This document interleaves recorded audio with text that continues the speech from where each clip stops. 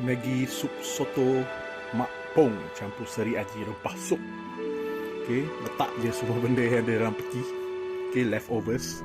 Ada ayam, kentang, sayur, carrot, apa lagi, cili potong, halia, bawang putih, bawang Holland. Okay, ayam tadi dah sebut.